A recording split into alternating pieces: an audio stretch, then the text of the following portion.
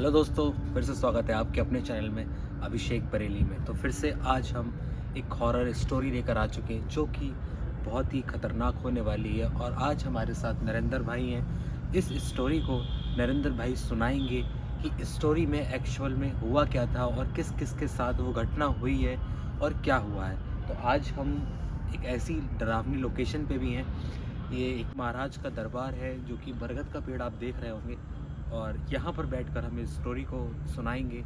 तो प्लीज़ बने रहिएगा इस वीडियो में। चैनल पर नए हैं तो चैनल को सब्सक्राइब कर लीजिए और बेल आइकन को प्रेस कर लीजिए। तो शुरू करिए नरेंद्र भाई। हेलो, मेरा नाम है नरेंद्र और अभिषेक के साथ मैं हमेशा ही काम करता हूँ। तो एक स्टोरी लेकर आए हैं जो हम आज आपको बताएंगे अभिषेक को, और आप सुनेंगे स्टोरी। ये कहानी है दिल्ली की।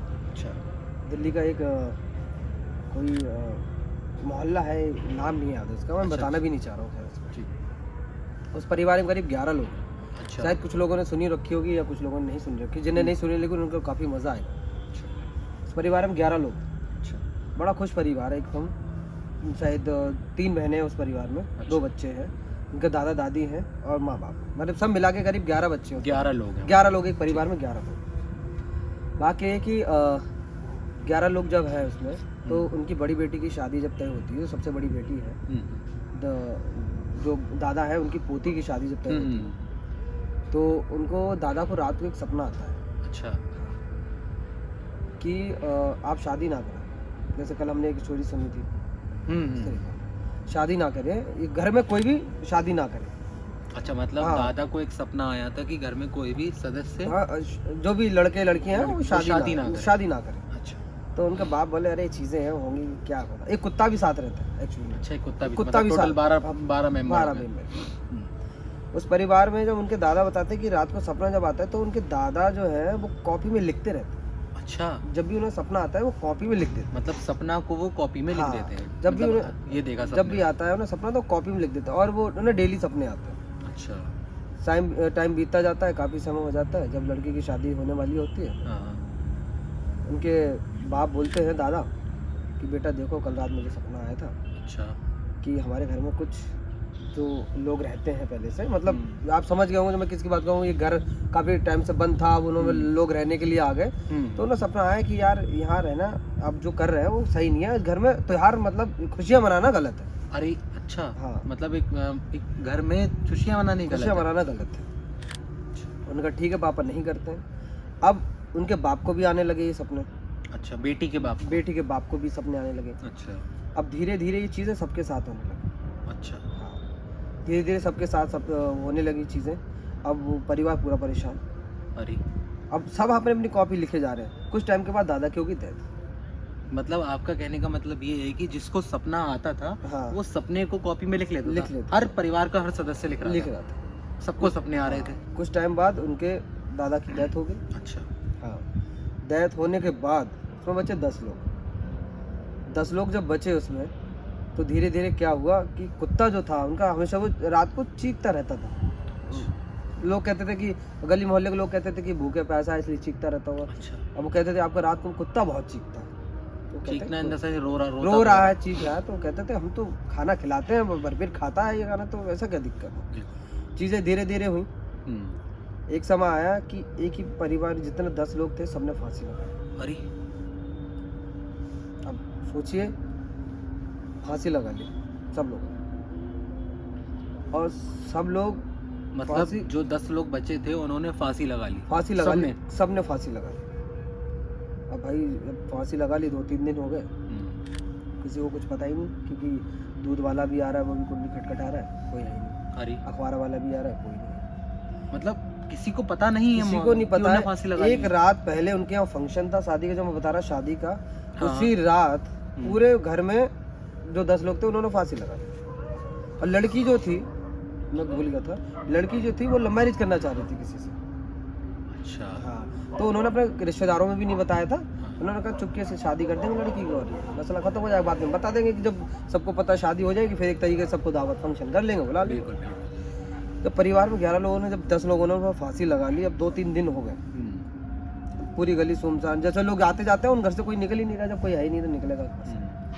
निकलने के बाद 3-4 दिन के बाद वहाँ से आने लगी बदबू। अच्छा। घर से बिल्कुल। बहुत बेकार बदबू आने लगी, ऐसा लग रहा कोई सड़ रहा है। कुत्ता जो था वो किसी ने रात में बांध दिया था छत के ऊपर, छत के ऊपर बांध दिया था, क्योंकि वो चिल्लाता था रात को, मत आ रहा था, रो रहा था, तो वो लोग छत पे बांध दिया था, वो भी जाल से बांध दिया था।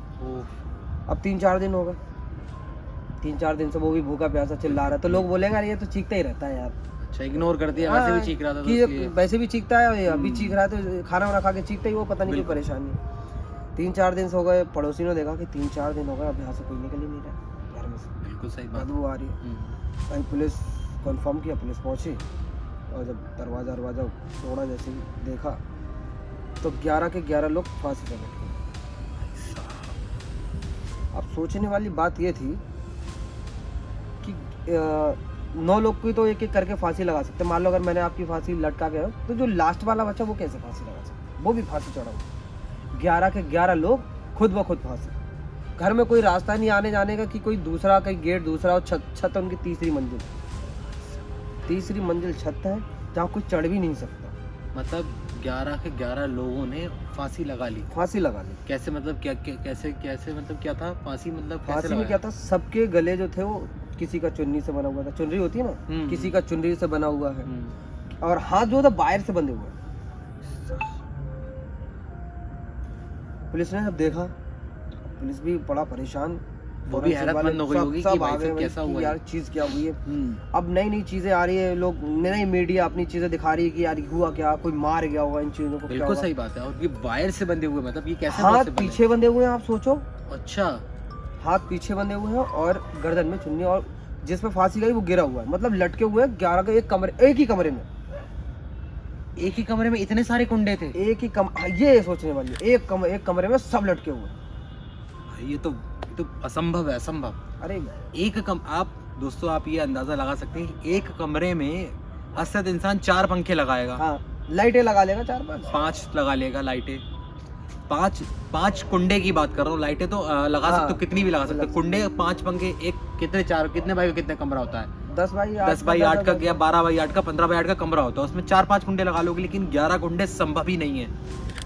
तो जो परिवार था वो एक ही कमरे में, 10 के 10, 11 के 11 जो भी लोग थे, एक उससे लटके हुए एक कमरे में। वो आपका कहना ठीक है, लेकिन दोस्तों ये संभव कैसे हो सकता है कि एक कमरे में 10 से 11 कुंडे हों? आप समझ सकते हैं इस बात को कि मुझे भी समझ में नहीं आ रहा है कि क्या हुआ, कैसे हुआ है, लेकिन ये चीज़ कैसे संभव है कि अब जैसे आप, मेरा ही कमरा है, उसमें 2 पंखे लगा लूँगा, 4 पंखे, लेकिन 10 कुंडे, 11 कुंडे मायने रखते हैं सर। तो ये मुझे कुछ समझ में नहीं आ रहा, लेकिन किस्सा क्या है, लेकिन ये असंभव वाली बात है। पुलिस भी नहीं समझ पा रही थी कि यार एक ही घर में ये सारी चीज़ें, एक ही कमरे में कैसे होगी सारी चीज़ें। ठीक है यार, ये 2-4 कमरे होते तो 2 ने उस कमरे में लगा ली, 2 ने उस कमरे में लगा ली, लेकिन एक ही परिवार के एक ही साथ सारे लोग फंसे। तो पुलिस को ये चीज़ें पता लगी, पुलिस ने इन्वेस्टिगेशन की, सारी चीज़ें पड़ताल की, पुलिस सुलझा ही नहीं पा रही कि बाकी बिल्कुल सही बात कैसे हुआ, आने जाने के रास्ते देख डाले उन्होंने, कोई रास्ता नहीं। जैसे कि नरेंद्र भाई ने मुझे बताया है, ये दिल्ली की घटना है और ये रियल घटना है। इसको आप गूगल पर सर्च भी कर सकते हैं, यूट्यूब पर भी आ जाएगी ये घटना। तो काफ़ी लोगों को पता नहीं थी ये घटना, इस वजह से नरेंद्र भाई ने इस घटना को आपके सामने रखा।